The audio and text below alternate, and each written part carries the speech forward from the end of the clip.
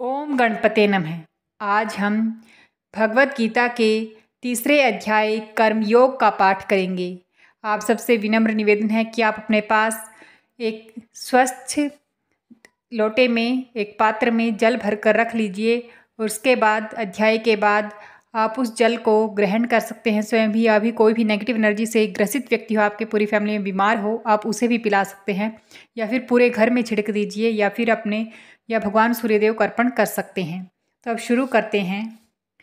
अर्जुन ने कहा, हे जनार्दन, हे केशव, यदि आप बुद्धि को सकाम कर्म से श्रेष्ठ समझते हैं तो फिर आप मुझे इस घोर युद्ध में क्यों लगाना चाहते हैं। आपके अनेक अर्थ उपदेशों में मेरी बुद्धि मोहित हो गई है, अतः कृपा करके निश्चयपूर्वक मुझे बताएं कि इनमें से मेरे लिए सर्वाधिक श्रेष्ठकर क्या होगा। श्री भगवान ने कहा, हे निष्पाप अर्जुन, मैं पहले ही बता चुका हूँ कि आत्म साक्षात्कार का प्रयत्न करने वाले दो प्रकार के पुरुष होते हैं। कुछ इसे ज्ञान योग द्वारा समझने का प्रयत्न करते हैं तो कुछ भक्तिमय सेवा के द्वारा। न तो कर्म से विमुख होकर कोई कर्मफल से छुटकारा पा सकता है और न केवल संन्यास से सिद्धि प्राप्त की जा सकती है। प्रत्येक व्यक्ति को प्रकृति से अर्जित गुणों के अनुसार विवश होकर कर्म करना पड़ता है, अतः कोई भी एक क्षण भर के लिए भी बिना कर्म किए नहीं रह सकता। दूसरी ओर यदि कोई निष्ठावान व्यक्ति अपने मन के द्वारा कर्मेंद्रियों को वश में करने का प्रयत्न करता है और बिना किसी आसक्ति के कर्मयोग प्रारंभ करता है तो वह अति उत्कृष्ट है, यानी कि वह अति श्रेष्ठ है। अपना नियत कर्म करो, क्योंकि कर्म न करने की अपेक्षा कर्म करना श्रेष्ठ है। कर्म के बिना तो शरीर निर्वाह भी नहीं हो सकता। श्री विष्णु के लिए यज्ञ रूप में कर्म करना चाहिए, अन्यथा कर्म के द्वारा इस भौतिक जगत में बंधन उत्पन्न होता है। अतः हे कुंती पुत्र, उनकी प्रसन्नता के लिए अपने नियत कर्म करो, इस तरह तुम बंधन से सदा मुक्त रहोगे। सृष्टि के प्रारंभ में समस्त प्राणियों के स्वामी ने विष्णु के लिए यज्ञ सहित मनुष्यों तथा देवताओं की संततियों को रचा और उनसे कहा, तुम इस यज्ञ से सुखी रहो, क्योंकि इसके करने से तुम्हें सुखपूर्वक रहने तथा मुक्ति प्राप्त करने के लिए समस्त वांछित वस्तुएं प्राप्त हो सकेंगी।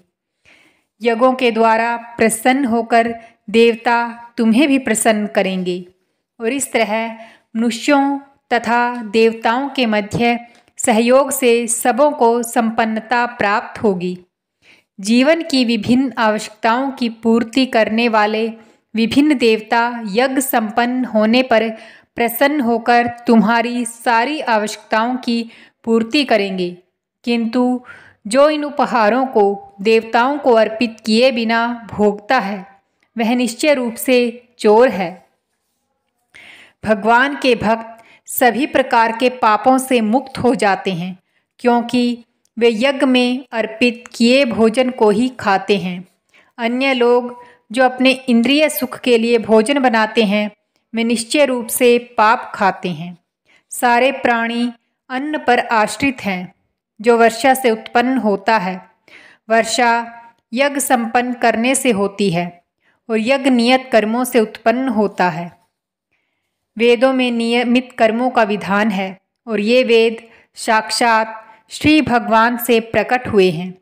फलतः सर्वव्यापी ब्रह्मा यज्ञ कर्मों में सदा स्थित रहता है। हे प्रिय अर्जुन, जो मानव जीवन में इस प्रकार वेदों द्वारा स्थापित यज्ञ चक्र का पालन नहीं करता वह निश्चय ही पापमय जीवन व्यतीत करता है। ऐसा व्यक्ति केवल इंद्रियों की तुष्टि के लिए व्यर्थ ही जीवित रहता है। स्वरूप सिद्ध व्यक्ति के लिए न तो अपने नियत कर्मों को करने की आवश्यकता रह जाती है, न ऐसा कर्म न करने का कोई कारण ही रहता है। उसे किसी अन्य जीव पर निर्भर रहने की आवश्यकता भी नहीं रह जाती।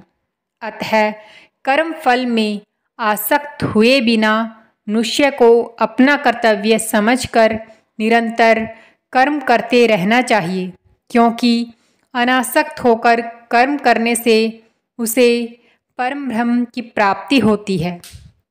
जनक जैसे राजाओं ने न केवल नियत कर्मों को करने से ही सिद्ध प्राप्त की है, अतः सामान्य जनों को शिक्षित करने की दृष्टि से तुम्हें कर्म करना चाहिए।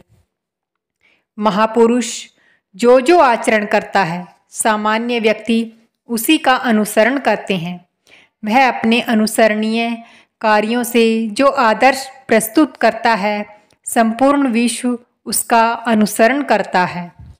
हे पृथापुत्र, तीनों लोकों में मेरे लिए कोई भी कर्म नियत नहीं है। न मुझे किसी का वस्तु का अभाव है और न आवश्यकता ही है, तो भी मैं नियत कर्म करने में तत्पर रहता हूँ।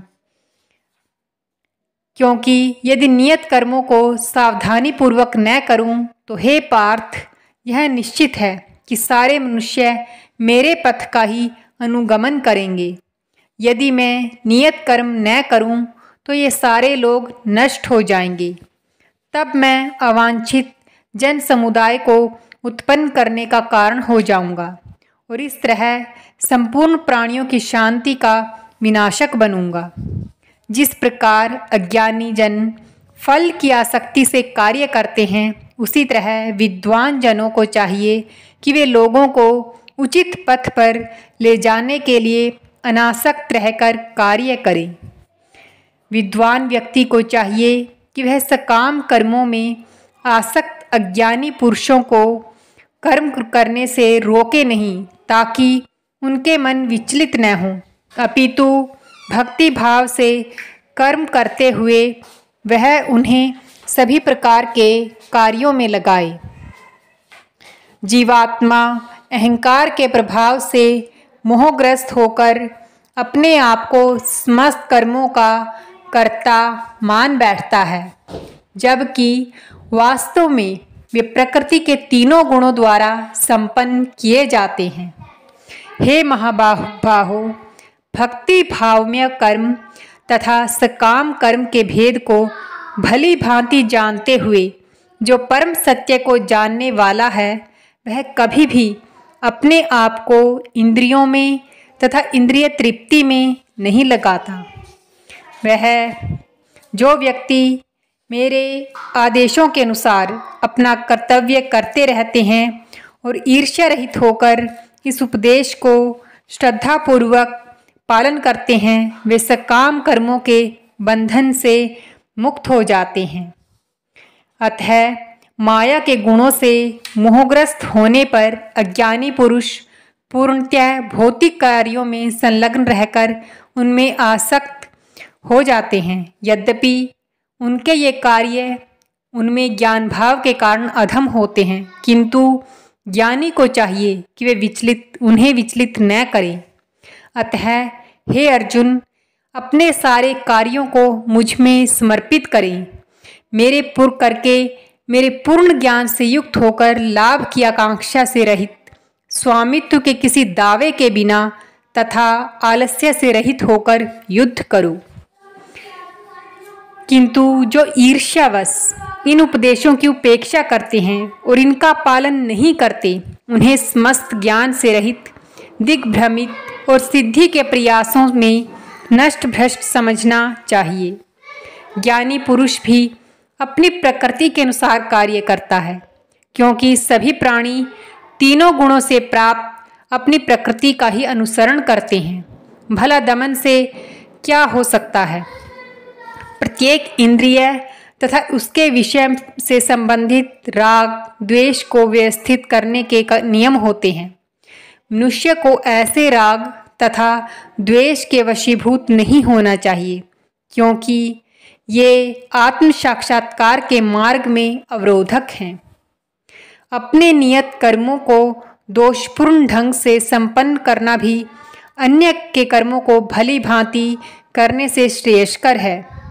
स्वीय कर्मों को करते हुए मरना प्राय कर्मों में प्रवृत्त होने की अपेक्षा श्रेष्ठतर है, क्योंकि अन्य किसी के मार्ग में अनुसरण भयावह होता है। अर्जुन ने कहा, हे विष्णुवंशी, मनुष्य न चाहते हुए भी पाप कर्मों के लिए प्रेरित क्यों होता है? ऐसा लगता है कि उसे बलपूर्वक उनमें लगाया जा रहा है। यह सुनते ही भगवान श्री कृष्ण कहते हैं कि हे अर्जुन, इसका कारण रजोगुण के संपर्क में से उत्पन्न काम है, जो बाद में क्रोध का रूप धारण करता है और जो इस संसार का सर्वभक्षी पापी शत्रु है। जिस प्रकार अग्नि धुएं से, दर्पण धूल से अथवा भ्रूण गर्भाशय से आवृत रहता है, उसी प्रकार जीवात्मा इस काम की विभिन्न मात्राओं से आवृत रहती है। इस प्रकार ज्ञानमय जीवात्मा की शुद्ध चेतना उसके काम रूपी नित्य शत्रु से ढकी रहती है, जो कभी भी तुष्ट नहीं होता और अग्नि के समान जलता रहता है। इंद्रियां, मन तथा बुद्धि इस काम के निवास स्थान हैं। इनके द्वारा यह काम जीवात्मा के वास्तविक ज्ञान को ढककर उसे मोहित कर लेता है। इसलिए हे भरतवंशियों में श्रेष्ठ अर्जुन, प्रारंभ में ही इंद्रियों को वश में करके इस पाप के महान प्रतीक का दमन करो और ज्ञान तथा आत्म साक्षात्कार के इस विनाशकर्ता का वध करो। कर्मेंद्रियां जड़ पदार्थ की अपेक्षा श्रेष्ठ हैं। मन इंद्रियों से बढ़कर है, बुद्धि मन से भी उच्च है और वह बुद्धि आत्मा बुद्धि से भी बढ़कर है। इस प्रकार हे महाबाहु अर्जुन, अपने आप को भौतिक इंद्रियों, मन तथा बुद्धि से परे जानकर और मन को सावधान आध्यात्मिक बुद्धि से स्थिर करके आध्यात्मिक शक्ति द्वारा इस काम रूपी दुर्जय शत्रु को जीतो। धन्यवाद। यह श्रीमद् भगवत गीता का तीसरा अध्याय कर्मयोग था और बाकी के दोनों अध्यायों का भी पाठ हो चुका है। आप चैनल पर प्लेलिस्ट बनी हुई है, आप भगवत गीता नाम की प्लेलिस्ट पर जाकर उन्हें चेक कर सकते हैं और भविष्य पुराण का पाठ भी इसी चैनल पर होता है। और अन्य किसी भी जानकारी के लिए या एकादशी व्रत कथा के लिए भी आप इस चैनल को सब्सक्राइब कर सकते हैं। तो धन्यवाद। जय श्री राम।